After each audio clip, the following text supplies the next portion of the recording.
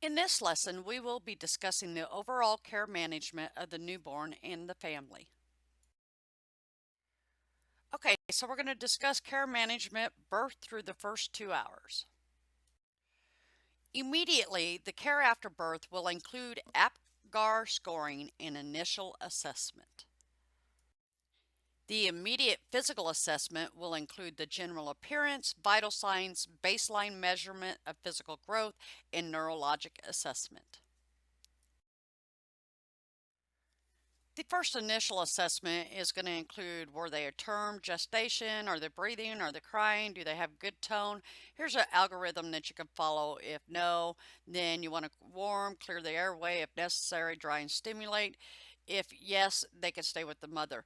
And then you start to provide the routine care. You can follow that through. It's just a basic that most generally all your labor and delivery nurses will use with a newborn.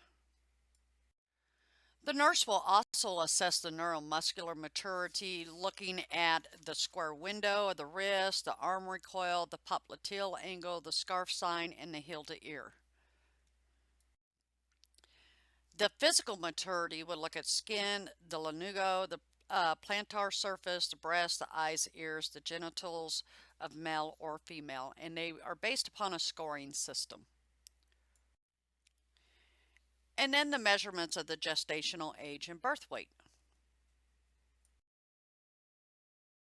Okay, so newborn classification by gestational age and birth weight. If you look, you have the AGA, which is appropriate for gestational age, LGA, which is large for gestational age, and they're above the 90th percentile. And then we have the SGA, which is small for gestational age, and that means that they're below the 10th percentile. Early term infant refers to 37 to 38 weeks. Increase may be due to elective inductions and cesarean births. Then there is the late preterm infant, 34 to 36 weeks. They're known as the great imposter because often the weight and the size is generally the same as a full-term infant. They could have respiratory distress, temperature instability, feeding difficulties, and hyperbilirubinemia. Interventions for these infants will be airway maintenance, maintaining body temperature. Immediate interventions will be eye prophylaxis and vitamin K prophylaxis, and promoting parent-infant interaction. Okay, we're going to continue from 2 hours after birth until discharge, what some common newborn problems are. First, we have birth injuries. These could be soft tissue injuries, skeletal injuries, or lacerations. Then the physiological problems can include jaundice, which will need therapy for hyperbilirubinemia. These include phototherapy or exchange transfusions. Then we also have hypoglycemia and hypocalcemia. Let's talk a little bit about the laboratory and diagnostic tests.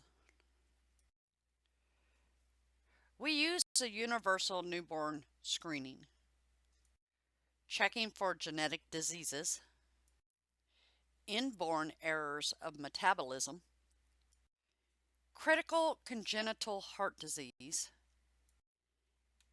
and the newborn hearing screening. The collection of specimens is done by a heel stick,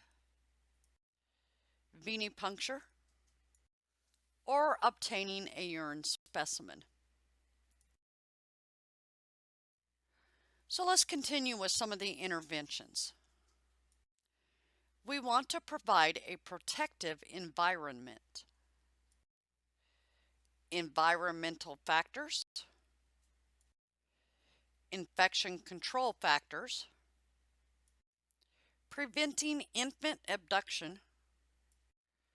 We will also provide intramuscular injections for immunizations.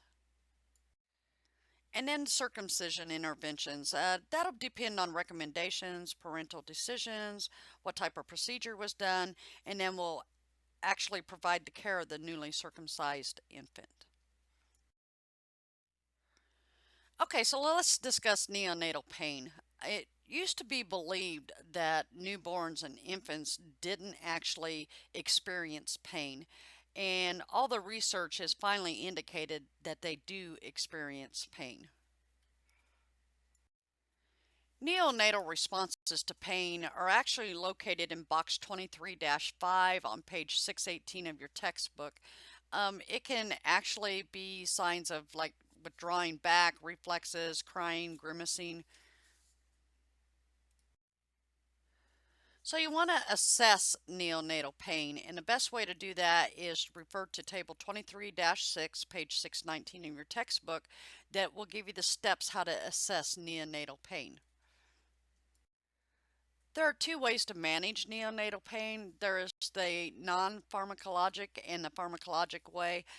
You can refer to those on page 621 of your textbook and 620, and these will give you the best evidence-based practice.